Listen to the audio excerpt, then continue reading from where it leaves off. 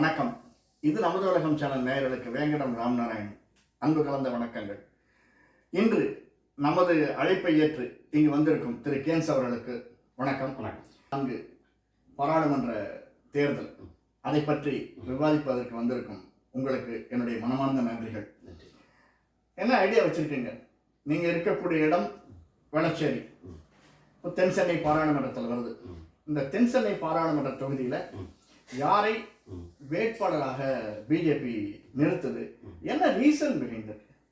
ஏன்னா பிஜேபிக்குன்னு ஒரு இது இருக்குல்ல, எதனால பிஜேபி திருமதி டாக்டர் சவுந்தரராஜன் அவர்களை வேட்பாளராக நிறுத்தி இருக்கிறது? உங்களுடைய அபிப்பிராயம்? நல்ல கேள்வி சார். ஆக்சுவலா பாரதிய ஜனதா கட்சி என்ன முடிவு பண்றாங்கன்னா, ஒரு வேட்பாளர் ஒரு தொகுதியில் நிற்கிறாருன்னா அவர் வெற்றி பெற்று ஆக வேண்டும். முதல்ல அதை தான் முடிவு பண்றாங்க. ஸோ அப்படி அந்த பட்சத்தில் யார் நின்றா வெற்றி பெற முடியும்? சரி, ஓகேங்களா? அதுல ஏ பின்னு வச்சுக்கல, ஒரு வேட்பாளருடைய பெயரை சொன்னா, பிங்கிற வேட்பாளருடைய பெயரை சொன்னா மக்களுக்கு டிவி பார்க்காமல, நியூஸ் பேப்பர் பார்க்காமல, கூகுள்ல சர்ச் பண்ணாமலே அவங்க ஃபேஸ் தெரியணும். ஓகே. ஏங்கிற ஒரு பேரை சொன்னா ஓகே, நான் சர்ச் பண்ணணும், அல்லது பேப்பர் பார்க்கணும், அல்லது கூகுளில் கேட்கணும், அல்லது அவர் ஏறப்பான்னு கேட்கணும். ஸோ இந்த பிங்கிறது உங்களுக்கு சொன்ன உடனே அந்த வாக்காளர் பெருமக்களுக்கோ அல்லது தென் சென்னை பாராளுமன்றத்தில் இருக்கின்ற ஓட்டு போடுற மக்களுக்கு, பொதுமக்களுக்கோ ஓ இவங்க அப்படின்னு ஒரு ஐடியா வந்துடும். ஓகே. இப்போ அறிமுகமா இருக்கக்கூடாது, ஆல்ரெடி அறிமுகம் ஆனவங்க இருந்தாச்சுன்னா வெற்றி வாய்ப்பு உங்களுக்கு ஒரு பிரகாசமா இருக்கும். அப்போ ரெண்டாவது அறிமுக வேட்பாளருக்கு வெற்றி வாய்ப்பு இருக்கிறதா? அறிமுகம் யார் கம்பேர் பண்ணும்போது அறிமுகம் ஜாஸ்தியா இருக்கு. ஓகே. ஒருத்தரை பார்த்தா நீங்க பேப்பர்ல பார்த்து தெரியும், ஒருத்தர் பேரை சொன்னாலும் தெரியுது இல்லையா? அதே மாதிரி இப்ப ரஜினிகாந்த் பேரை சொன்னா நீங்க பேப்பரை பார்க்க வேண்டாம். சரி. புது நடிகரை பார்த்தா ஏற நாலு கேட்கணும், அதாவது நீங்க கூகுள் சர்ச் பண்ணணும். நடிகர் விஜயகாந்த் சொன்னா டப்புனே தெரியுது இல்ல, ரஜினிகாந்த் சொன்னா. அதே மாதிரி டாக்டர் தமிழிசை பேரை சொன்னா எல்லாருடைய மனதிலையும் இந்த அம்மா நிக்கிறாங்களா அப்படின்னு வரும். ரெண்டாவது அவங்களுடைய குவாலிஃபை என்னன்னா, ஒரு அரசியல் பாரம்பரியம் மிக்கவங்க, ஒரு பெண் மருத்துவர், மெத்த படித்தவர், அரசியல்ல கிட்டத்தட்ட 25 ஆண்டுகளாக பயணிக்கிறவங்க, தரையில் நின்று போராடுறவங்க, தரையில் நின்று அரசியல் பண்ணினவங்க, கடந்த 5 வருஷமா மக்களுக்காக ஆந்திராவிலையும் தெலுங்கானாவிலையும் பாண்டிச்சேரியிலையும் மிகப்பெரிய பொறுப்புல இருந்து அது மூலமா மக்கள் சேவை செய்ததால மக்களுக்கு ஒரு ஃபெமிலியர் பேஸ் சொன்ன உடனே இவங்களா அப்படின்னு மனதில் இப்போதுனால் பாரதிய ஜனதா கட்சி திரு டாக்டர் தமிழிசை சவுந்தரராஜன் சூஸ் பண்ணிருக்காங்க. நல்ல பதில் தான். ஒரு முக்கியமான விஷயம், பக்கத்து தொகுதி தென் சென்னை விட்டு மத்திய சென்னை தொகுதியில ஒரு அறிமுக வேட்பாளரை பண்ணிருக்காங்க. அப்படி பார்த்தா அந்த இடத்துல ஒரு நல்ல அறிமுகமானவரை நிறுத்தி இருக்கலாமே, என்ன ரீசன்? அங்க பாத்தீங்கன்னா மத்திய சென்னையில வினோஜ் பி செல்வம் நிற்கிறார். வினோஜ் பி செல்வம் 2011 அங்கு மாமன்ற வேட்பாளராக போட்டியிட்டவர். ஓ, ஓகே. அவர் இருக்கின்ற வார்டுல போட்டியிட்டவர், வார்டுல போட்டியிட்டவர் 2011. 2016 எம்எல்ஏ போட்டிட்டு இருக்கிறார். 2021 எம்எல்ஏ போட்டிட்டு இருக்கிறார். ஸோ அப்போ அந்த 1000 லைட் பகுதியில், அந்த மத்திய சென்னை பகுதியில் வினோஜ் பி செல்வம் யாருன்னா தெரியும். 2021 போட்டியிடும் போது திரு சேகர்பாபுக்கும் திரு மனோஜுக்கும் மிகப்பெரிய போராட்டம். வெற்றி வாய்ப்பு முதல்ல ஆரம்ப கட்டத்தில் கவுண்டிங் வரும்போது வினோஜ் தான் முன்னணி இருந்தார். ஒரு 11 மணி 11:02 பிறகுதான் அதனுடைய வெற்றி வந்து மாறுது. ஸோ ஒரு டஃப் கொடுக்குற ஒரு வேட்பாளர் தான் மத்திய சென்னையுடைய வேட்பாளர் திரு வினோஜ் பி செல்வம். அவரும் அறிமுகமானவர், அந்த பகுதியில் அறிமுகமானவர், மக்கள் தெரிஞ்சவர், கட்சியில் கிட்டத்தட்ட 20 ஆண்டுகள் மேல பணியாற்றி கொண்டு இருக்கிறார். ஆனால் இங்க வந்து மும்முனை போட்டி இருக்கிறது. தென் சென்னை பாராளுமன்றத்தில் மேடம் நிற்கிறாங்க. ஆல்ரெடி இதற்கு எம்பியா இருந்த அவங்க நிற்கிறாங்க. மூன்றாவதாக ஏடிஎம்கேலேருந்து முன்னாடி எம்பியா ஆனவர் இதற்கு முன்னாடி மூன்று நிற்கிறார். இப்போ மும்முனை போட்டி இருக்கச்சே யாருக்கு வாய்ப்புகள் அதிகமா இருக்கும்னு நீங்க நினைக்கிறீங்க? சார், பாரதிய ஜனதா கட்சி ஒரு மிகப்பெரிய வளர்ந்துகின்ற வேகமாக வளர்கின்ற கட்சி.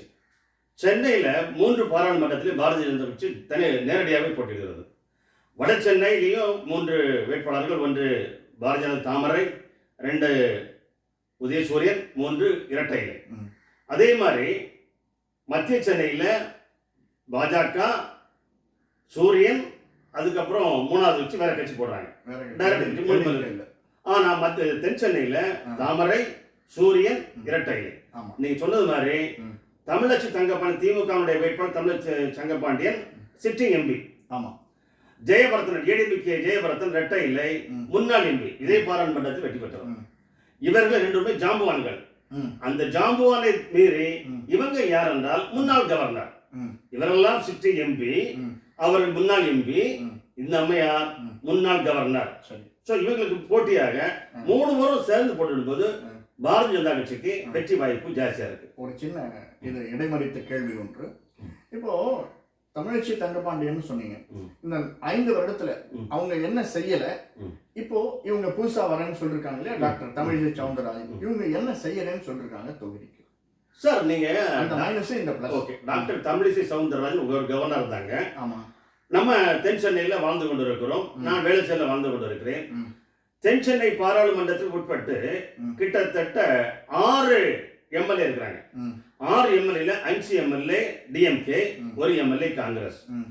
கிட்டத்தட்ட 40 இது இருக்காங்க, கவுன்சில் இருக்காங்க, மாமன்ற உறுப்பினர் 40 கவுன்சில் இருக்கிறாங்க திராவிட முன்னேற்ற கழகத்திற்கு. ஒரு வருடத்துக்கு முன்பு மிகப்பெரிய மழை வெள்ளம் வந்து சார், யாரையும் காணல சார். 40 கவுன்சிலர் இருக்கிறாங்க, 6 எம்எல்ஏ இருக்கிறாங்க. யாரு போன் பண்ணாலும் அவங்க போன் நாட் ரீச்சபிள். ரெண்டா முடிச்சிருவேன். ஒரு எம்எல்ஏ, வேளச்சேரி எம்எல்ஏ போய் பொதுமக்கள் போய் கேட்கறாங்க, ஐயா தண்ணி எல்லாம் எவ்வளவு கொட்டுதே, இதை அம்மா இவ்வளவு செய்ய முடியும், இதுக்குள்ள என்ன செய்ய முடியும், அரசு இவ்வளவு செய்வாங்க, தண்ணி கடலுக்கு போக மாட்டேங்குது, என்ன செய்ய முடியும், இவ்வளவு செய்ய முடியும்ட்டு ஒரு பொறுப்பற்ற பதிலை ஒரு எம்எல்ஏ சொல்லுகிறார். இந்த தென் சென்னை பாராளுமன்றத்தில் உட்பட்ட எம்எல்ஏ. இந்த தமிழச்சி தங்கபாண்டியன் நீங்கள் எங்கேயாவது பார்த்தீர்கள் என்றால் பார்க்க முடியவில்லை. மீடியாவிலையும் காணும், தெருவிலையும் காணல சார். ஒரு எம்பி எம்எல்ஏனா அந்த ஸ்கூல் ஃபங்க்ஷன் வருவாங்க, அது ஒரு ஆண்டு விழாவுக்கோ அல்லது ஒரு கல்வி ஃபங்க்ஷனுக்கோ வருவாங்க, அல்லது ஒரு கல்யாணத்துக்கு வருவாங்க, ஏதோ ஒரு நிகழ்ச்சிகளுக்கு வருவாங்க, அல்லது அட்லீஸ்ட் இந்த தொகுதியில் சிக்னல் இருக்குல்ல சார், ஒரு 25-30 சிக்னல் இருக்கு, சிக்னல் நிற்பாங்க சார். அப்போ நான் பார்க்க போது நம்ம எம்பி நிற்கிறாங்கன்னு ஒரு வைப்ரேஷன் இருக்கு, அவங்க பார்ப்பாங்க. சிக்னல்லையும் பார்க்க முடியல, மீடியாவையும் பார்க்க முடியல, நியூஸ் பேப்பர்லையும் பார்க்க முடியல, நிகழ்ச்சியிலையும் பார்க்க முடியல, ஒரு நல்ல திட்டங்களும் வரல. மழையில தமிழகம் முங்கி, தென் சென்னை முங்கிய போதும் இந்த தமிழச்சி தங்கபாண்டியனை காண முடியவில்லை. ஏன் போட்டியிடுகிறார் என்று எங்களுக்கு வியப்பா இருக்கிறதுக்கு. கண்டிப்பாக தோற்கடிக்கப்படுவார். சரி, இப்போ நீங்க சொன்னீங்க தமிழிசை, அவங்க மட்டும் இதுக்கு முன்னாடி பார்த்துருக்காங்களா மக்கள் தென் சென்னையில்? இல்லையே சார், தென் சென்னைக்கு இப்பதான் அவங்க வேட்பாளர் வர்றாங்க. இதுக்கு முன்னாடி அவங்க பல எலெக்ஷன்ல போட்டியிடலாம். தென் சென்னையில இதற்கு முன்பு 2011 வேளச்சேரியுடைய எம்எல்ஏ போட்டிட்டாங்க. அதனைத் தொடர்ந்து 2016 விருகம்பாக்கம் சட்டமன்றத்தில் போட்டிட்டாங்க. சோ அறிமுகமானவர் 2 தென் சென்னை இருக்கிற 6 சட்டமன்றத்தில் 2 சட்டமன்றத்தில் அவங்க போட்டிருக்காங்க. சோ அப்ப 2011, 2016, 2009 வடசென்னையில் போட்டிட்டு இருக்காங்க. சோ இவங்க வெற்றி பல முறை எம்எல்ஏக்கு எம்பிக்கும் போட்டியிட்ட வேட்பாளர். இவங்களுக்கு மக்கள் அங்கீகாரம் கொடுக்கவில்லை. அங்கீகாரம் கொடுக்கப்பட்ட தமிழக தங்கப்பட்டு ஒன்றுமே செய்யவில்லை. இவர்களுக்கு அங்கீகாரம் கொடுத்து பாருங்கள் என்ன செய்கிறார் என்று 2029 அவருடைய ரெக்கார்ட் பதில் சொல்லும். இப்பொழுது பதில் சொல்ல முடியாது. ஏன்னா மக்கள் அவரை தேர்ந்தெடுக்கவில்லை, மக்கள் அவர் வாய்ப்பு கொடுக்கவில்லை. வாய்ப்பு கொடுத்த முன்னாள் ஜெயபரதன் என்ன பண்ணார் என்பது ரெக்கார்டு இல்லை.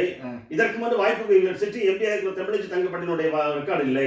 2014 அதிமுக, 2019 திமுக, 2024 பாஜக. நன்றி நன்றி. பொறுத்திருந்து பார்ப்போம். மக்கள் பொறுத்திருப்பது போல் நாமும் பொறுத்திருப்போம். எது நடந்ததோ அது நன்றாக நடக்கிறது. எது நடக்குமோ அதுவும் நன்றாகவே நடக்கும். நன்றி, வணக்கம். நன்றி. இந்த காணொலி பிடிச்சிருந்தேன்னா லைக் பண்ணுங்கள், சப்ஸ்கிரைப் பண்ணலாம் சப்ஸ்கிரைப் பண்ணுங்கள், ஷேர் பண்ணுங்கள். வணக்கம்.